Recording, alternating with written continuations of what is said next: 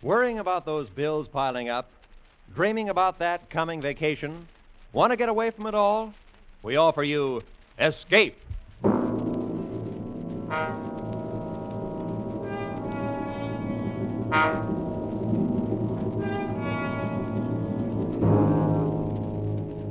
You are deep in the remote hill country of Afghan, face to face with the fierce Pathan warriors, trapped into a hopeless fight from which there seems no escape.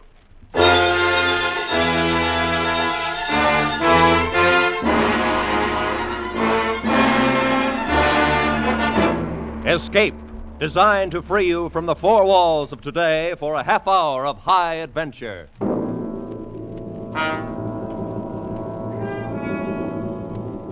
Tonight, we escape to the north of India and to a battle long remembered, as Rudyard Kipling described it in his famous story, The Drums of the Fore and Aft.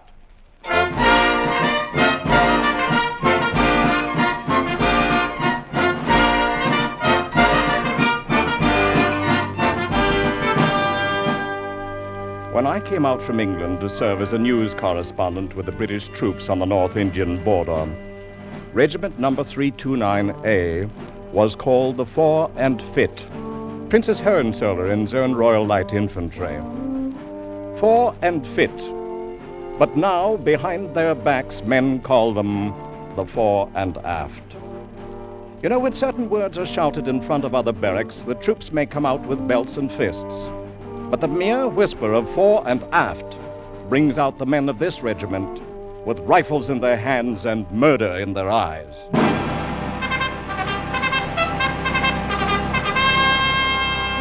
I think perhaps the story of how the Fore and Aft got its name may be really more the story of Jakin and Peggy Liu, two of the toughest and most lovable little monsters who ever banged a drum or tooted a fife in a military band. They were both about the same age, with curly hair and the faces of cherubs. And inside were two souls that should have belonged to a pair of devils.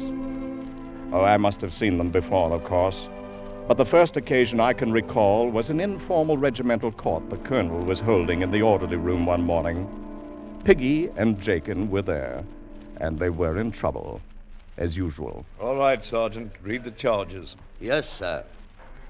The charge is made by one Smithers, a civilian, that while walking back of the bazaar at 6 p.m. last evening, he was set upon without provocation by two drummers from the corps band, known as Jakin and Piggy Lou, and by them was beaten into near insensibility. Fighting again. Go on, Sergeant. Mr. Smithers states further that he was struck down by the two defendants, and while lying on the ground was kicked repeatedly in the face and ribs, escaping with his life only through the timely arrival of a detachment of the guard. That's all, sir. Well, what about it, Jakin? Piggy? Is this the truth? Oh, yes, sir. We gave him what for, all right. Confound it, you two little heathens are more trouble than all the rest of the regiment put together. You're hailed in here on charges every time you turn around. I can't very well put you in cells or hang you. Oh, no, sir. We shouldn't like that at all. That will do, Jakin. Yes, sir. All right, Sergeant, turn them over to the bandmaster and have him tan their hides. Tell them to make it one they'll remember this time. Yes, sir. Begging your pardon, sir, but can't we say nothing in our own defense? That's right, sir. What if a bloomin' civilian said he'd report you for having a bit of a turn-up with a friend? Suppose he tried to get money out of you, sir, and then... That will do, Piggy. Then you were fighting. Well, only between ourselves, sir, and that don't count. If you'll pardon me, Colonel, this man Smithers does have a reputation for that sort of thing, blackmail, you know. And one thing the boys don't do is lie. It's not that we'd minded, sir, to be called up by even a corporal. But we can't have no blinking civilians interfering with the business of Her Majesty's regiment. All right. We'll forget the birching. You're both confined to quarters for 3 days. But, sir... And throw away that pipe when you get outside, Piggy. You're too young to be smoking. Yes, sir. All right, dismissed. Confounded Kipling, I don't know what to do with the lads. They're not really bad at heart. And they've never known any home but the army. Where did they come from, by the way? Oh, Jakin is from some back street in London, and Piggy Lou is straight off the Calcutta docks. In both cases, ancestry unknown. Well, they seem loyal enough to the regiment at any rate. They are, and loyal to each other in their own way. I'm inclined to think sometimes they've got more real spirit than all of those new regulars put together. Yes, I'd say you're overloaded with green troops, Colonel. Overloaded. 90% of the regiment were in Manchester factories and Lancashire farms 6 months ago. Can't make a soldier in that length of time. Any chance of action fairly soon? Off the record, we'll probably move north in about 10 days. Not to the front, of course. We'll give them a few months of guarding communication lines. Let them shake down a bit before they see any real action. Yes, good idea. It's the only thing to do. There's only one thing certain. This regiment is not ready for action yet. Only don't write that back to your paper. But the gods who govern armies seldom choose the wisest plan. On the Afghan border, a large force of Pathan guerrillas began massing near the Khyber Valley, being held in check temporarily by a regiment of Highlanders and a regiment of native Gurkhas. A week later, the Fore and Fit was ordered to march north, contact the other two regiments, and carry out joint action to disperse the enemy.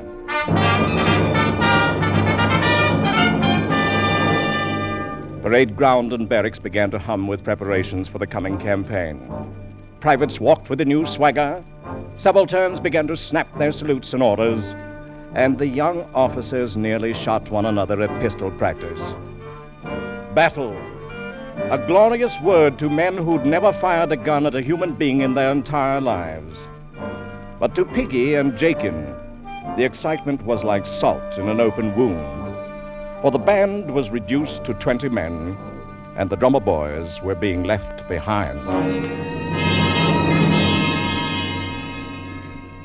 Blimey, if I'm going to let him do it to me, Jakin. Me, what's going to have a career in the army, being left behind like an old boot. And why should you worry? Now you can stay here with that bloomin' girl of yours. Oh, what's a girl when the regiment's going up to the front? And that's another thing, too. How am I going to explain to her about being left behind with the women? What do you have to explain anything to her for? She's only 13. Oh, I've been telling her I'd get myself a medal when the first campaign come along. Now am I going to do it now, I ask you? Perhaps the drum major'll give you a bloomin' medal for tootin' on a fife. I heard him talking to you yesterday. And how was I to stop him? Piggy, he says, why don't you consider making music your career? Piggy Lou, the musician, a bloomin' non-combatant. I won't do it. He can try, but he can't make me. Aha! And when I'm an officer, perhaps I'll invite you in to have a glass of sherry wine on mess nights, Mr. Lou. I'll be a blinking officer before you are. I'm going to join up with the regulars just as soon as I'm old enough. Piggy the musician. Oh, stow it. Right at the moment, I don't feel like fighting even you. I heard in the barracks they're going to take Tom Kidd along. He's to be the bugler. Of course, he's 18, though. That he is. But I can plaster the wall with him any day. With one hand behind me back. Perhaps we can hit him around a bit.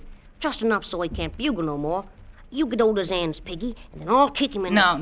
They still wouldn't take us. Our reputations ain't what they might be, you know. Oh, well. I just leave stay here and do a bit of loafing myself. With our own regiment going into action? Why, I just leave out my... Hey, look who's coming. It's the bloomin' colonel herself. And so it is, all alone. You know, Jakin, me lad, I think I'll have a little talk with this colonelship. Have you gone daft with the eat? Oh, the colonel's a good old beggar. Here, hold me pipe. Blimey, now we're in for it again. I beg your pardon, sir. Eh? Well, Piggy, are the drums in revolt? Am I to be pulled down right here in the open? No, sir. I'd like the pleasure of a word with you, sir. All right, go ahead and have it. I'm asking you, sir. If you thought the world and all of your regiment and it was going off to active duty without you, sir, then how'd you feel? I'm afraid I should feel a bit left out of things. And worse. It's as bad as being a blinking civilian, if you'll pardon me, sir. But that's how Jakin and me feels about it. You've no idea what a campaign can be like. Why, you'd flop on your face in the first 20 miles. No, we wouldn't, sir. We're good at marching. I've told my girl I'd bring her back a medal. I've just got to go. And anyhow, if I stay here, the bandmaster'll make a blessed musician out of me, sir. I see. I think you could pass a physical... Oh, not the slightest doubt of it, sir. We're both of us very healthy for our age. Please, sir. All right. I suppose it's unheard of for a border regiment to take drummers along on active campaign. But if you get past the medical officer, you can both go along. Blimey! Jakin, did you hear that? We're going up to the front. Thank you, sir. Carry on. Yahoo!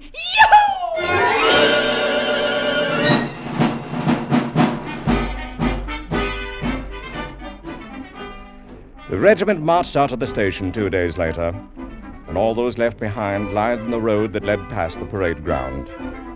The band stood by and played them out, waiting to fall in at the foot of the column. And although Jakin perspired and beat on his drum manfully to cover up, it was quite evident that Piggy Lou was not with the band. Jakin kept glancing at the cedar hedge behind him, and I had a rather good idea why Piggy was being detained. You've got to be awful careful and take real good care of yourself, Piggy. You're so venturesome. I'll worry all the time. It's odd, Chris. I'll grant you it's odd, but what's a man to do when his regiment's called off to active duty now? Here, give us another kiss. Oh, Piggy. That's more like it. If you'd have stayed here like you ought to, you could have had as many as you wanted. And if I'd done that, Chris, you wouldn't think anything of me. Like as not. But at least I'd had you with me, Piggy.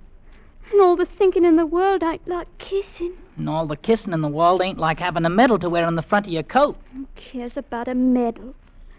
Just stay with me, Piggy, darling, and I'll love you true forever. Aren't you going to do that anyhow, Chris? You said you was. Of course I am. Be lots more comfortable if you stayed here. Oh, don't take on about it, Chris. I'll be coming back, and I'll marry you someday, too, I promise. But when? Years and years, perhaps. You'll be careful, won't you, Piggy? Oh, man has to take his chances in the army, Chris. But if it happens, I'll be thinking of you right to the last. Don't talk like that. Oh, now, here, give us a kiss. Peggy, get yourself on over here. We're about to fall in. I've got to go now, Chris, me darling. Don't you be forgetting me. Oh, I won't ever, Piggy. Here, I made something for you to take with you. Eh? What's this? It's a button bag. All the regular soldiers carry them. I put some of my hair in it. Well, now, that's awful kind of you, Chris. I guess it ain't made so good, but I didn't want nobody else to help me. Not even Mum. Oh, I'll carry it right over me heart, so long as I'm alive. Don't say things like that. Peggy, come on. Give us one more kiss now. Can't stay no longer. Oh, Piggy. Goodbye, Chris. Take care of yourself. Bye, Piggy. Be careful. Be careful. I'll be coming around to see you, Chris, me darling, when I get back from the war. Piggy. Well, it's about time. And lucky we're not both in trouble. Here, stick this blinking pipe in your ugly mouth and blow on it, petticoat chaser. Oh, shut up and beat your drum, soldier, before I decide to pound in your bloomin' head a bit. Tell the colonel he can shove off now.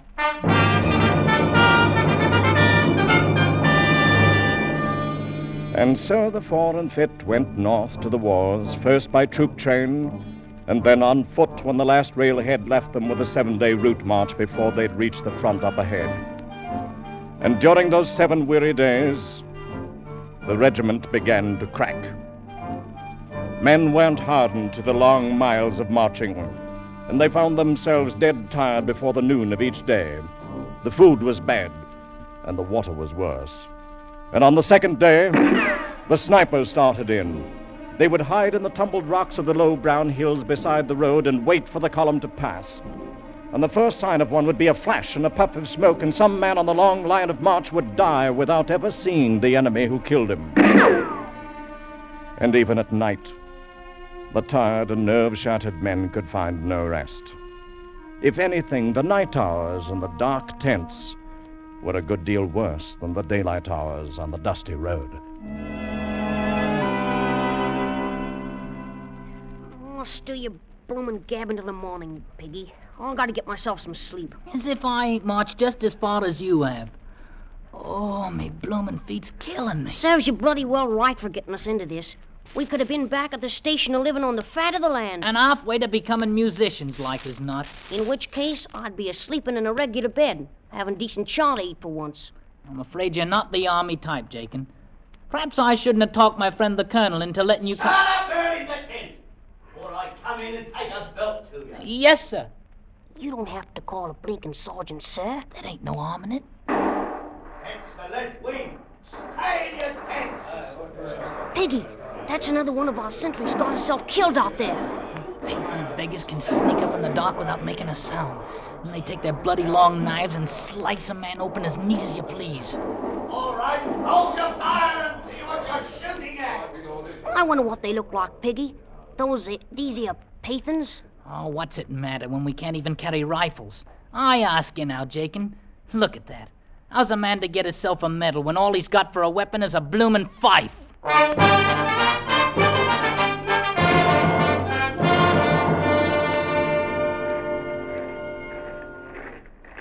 Late afternoon of the 7th day, weary, savage, and sick, their uniforms dulled and unclean, the Fore and Fit rendezvoused with the Highland Brigade. Hi, lads. Here comes the new regiment, the Fore and Fit. Fore and Fit, eh? May I ask what it is they're fit for? Some of the men bore wounds, and some were stretcher cases. But the real casualty was the regimental morale. These raw conscripts had marched out of their station in the south with the band playing. And somehow they'd imagined that they might march glorious into battle the same way. But no band played when they slogged sullenly into the brigade encampment. Hey, Piggy, think we have found the blinking wart lost? And what else? Ain't that a full-grown general old colonels are talking to there? Blimey, look at them chaps over there wearing petticoats. Now, lots you know, they're islanders. And I've heard a man best take no liberties with them. One activity might have aroused the interest of the regiment, as tired as they were. Rifle practice of the enemy. And with all 700 rifles blazing together. That's the way they felt. We've had a bit of a tough time of it coming down, sir. My men have been rather mauled, with no chance of a fair return. They only want to go in some place where they can see what's before them. I understand, Colonel. I wish I could let you have a few days to recover, but I simply can't spare you right now. There'll be no need of it, sir. All we're wanting is one good night's rest. I see. Well, you can lay your camp area downstroke from the Highlanders, Colonel. And I suggest you call a general inspection before dark. We plan to attack the enemy position at dawn.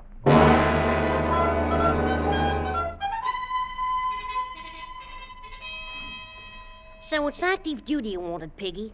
And how much longer do you think they're going to keep us standing here with the bloody daylight barely coming over the hills? Oh, knows. We can't have no battle till the bloomin' general has his morning tea now, can we? Just take a look at all them Pathans out there on the plain. Must be 8 of them to 1 of us. Right down the line. Then it makes it that much easier to get a medal. And how do you hope to get a medal? Maybe you're going to blow their bloody eardrums out with your little fife. More like it, we'll not even have the chance to see how the beggars look. The band, as you might have heard, is going to wheel and retire when we reach them rocks, while the regular soldiers go on and attack the enemy. Which, I might say, is exactly the way I'd plan it myself. I got no fondness for being sliced up like a bloomin' leg of lamb. Oh, you got no spirit, you bloody little beggar. Beggar yourself and a bigger one. Them as want spirit can have it. Like as not, I'll have to pound your head a bit before you can... Here we go, Piggy. Right, Charge Aiken. Ready now. I call them as squads, and the quick march, forward!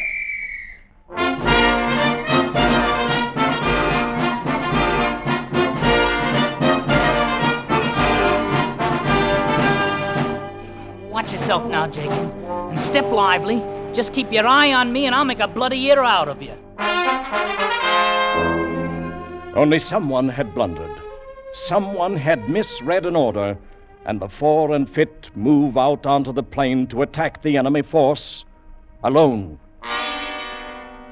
Confounded, stupid conscripts! What are they up to, anyhow? They've spoiled the whole plan of the battle. It's the kind of a mistake you could expect from a regiment that doesn't even know how to march. At the clump of rock, the band wheeled and halted and continued to play, while the ranks opened to form a skirmish line and moved slowly ahead. Hold steady, laddies. We've had no orders to move out, and therefore we'll stand fast. If the Fore and Fit wishes to fight like hogs, then they'll fight alone. At 500 yards range from the enemy line, the regiment began firing at will and wildly.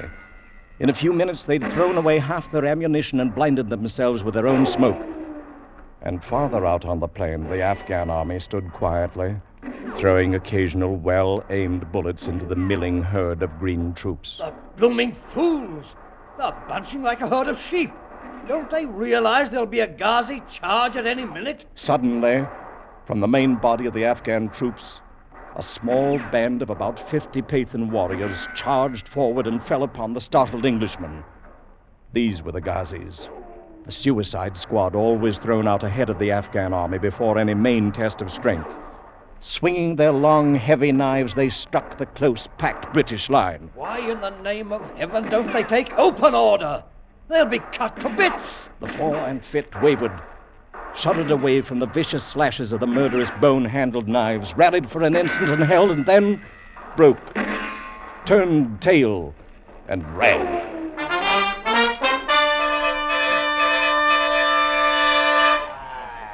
Now, will you look at them, laddies? They turn and run. Might say they make better speed to the rear than they make to the fore. They're anything but the Fore and Fit now. More likely to call them the Fore and Aft. It'll take them a long time to live that one down. The Fore and Aft. The regiment took no thought for the wounded, for the men left behind. Nor did they stop until they jammed in the pass that led up the hill. And the band, too, was carried along with them in their panicked, headlong flight. All the band except 2 men. Piggy, you think the bloody beggars can see us hiding here on the rocks? Of course not. Seeing as how they're too busy a chasing our brave comrades. Look at 'em run, the bloomin' cowards. Ain't it a fine way now for a British regiment to act? Had we done the same thing, we'd not be left behind here the way we are. What's eating you? You're comfortable, aren't you? Maybe comfortable, but I ain't easy in my mind. Oh, stow it. Hey, somebody's dropped the canteen here. Maybe it's got rum in it. And how can you hope to tell by shaking it? And now keep your dirty hands off it. I'll do the trying it out. Well, is it, Piggy? Is it? No, it's water. Here, have yourself a free drink on Her Majesty, drummer boy. Chicken, look. Them Pathan beggars are starting back for their own lines. And keep your head down. Well, now, with the bloomin' enemy return, perhaps they'll come out and rescue us. Not them, the bloody cowards. Look at 'em, Jakin.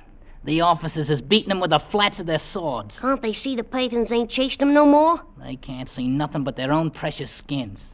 Up 'em, though. Maybe we ought to give 'em a little music.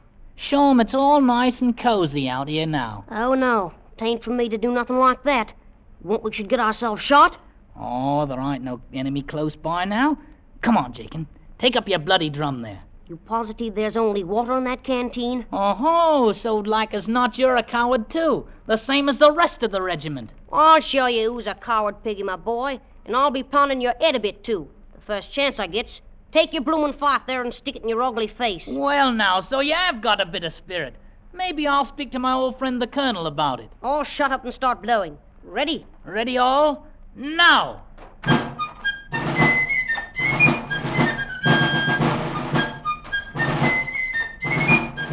Where is it we're gonna march to, Piggy? Back and forth a time or two in full sight. Then we'll wait in the rocks for the battle to start.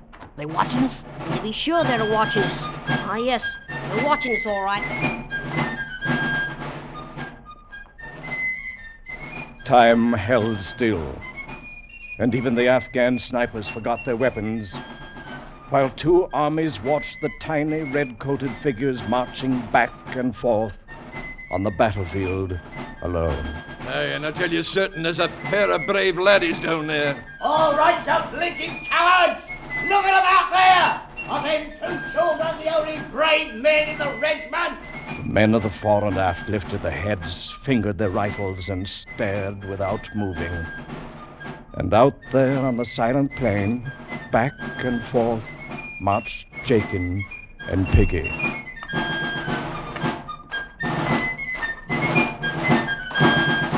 We gotta play these bloomin' instruments all day long? Ain't the blighters ever gonna come back? Shut up, Jakin. Keep playing. But all I might say is, I shouldn't ever let you talk me into this. I ain't cut out for active duty anyhow. Well, I should have bloody well feel more comfortable if I was back. If I was back. Jakin. Jakin. Oh, you blinking heathen blighters, you've killed Jakin. All right, I'll show you who's afraid of you.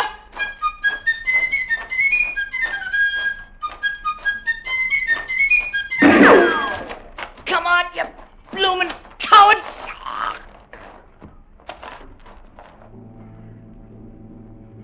Two armies saw them die from the sniper's bullets. Two armies and the men of the fore and aft. All right, men of the regiment. What now? Those two at least were brave enough to know how to die. Fix bayonets, ready about, and form skirmish line. This time we attack, and there'll be no turning back. Look at them, ladies, the fore and aft. They're going back to fight. Aye, look at them run. Here's how it should have been done in the first place. They'll not turn their backs again. Aye, ladies, and now is the time for us. For as I know, here's where we join the fight. Ready, strike up the fight. By the jump, quick, forward, come.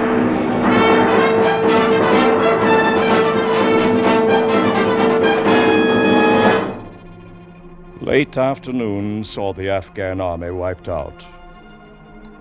And the general explained to me how everything had gone according to his plan, and how he hoped I'd cable that back to my paper in London right away.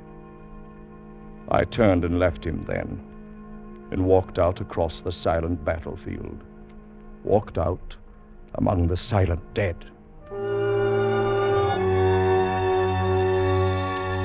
The two tiny figures lay quite close together, Jakin fallen across his broken drum, and Piggy Lou with the fife still clenched in his dirty fist. A bulge under his tunic caught my eye, and I reached in and drew out a button bag embroidered crudely with the name Chris. I made it for you myself, Piggy, my darling. And I put some of my own hair inside of it. I'll wear it right next to me heart, Chris, so long as I'm alive. I thought how Chris would soon forget, and how the world's memory is no longer than hers. The sun was sinking away in the west. The button bag in my hand was soaked and damp. And over the left breast of Piggy's grimy uniform, over the pocket where citations are usually worn, a bright red stain had spread out through the coarse wool, looking so very much like the bright red ribbon that goes with a medal.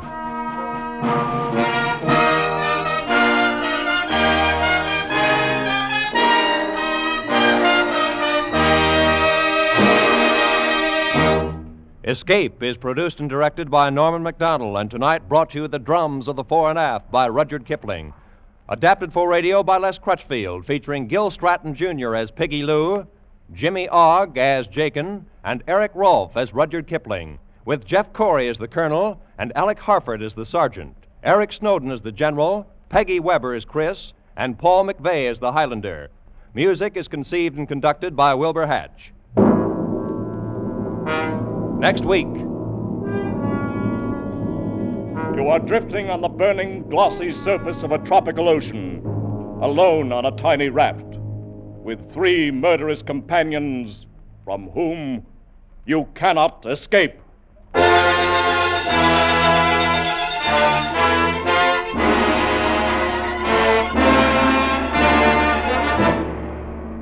Next week, we escape with John Russell's gripping story, The Fourth Man. Good night, then, until this same time next week, when once again we offer you Escape. This is CBS, the Columbia Broadcasting System.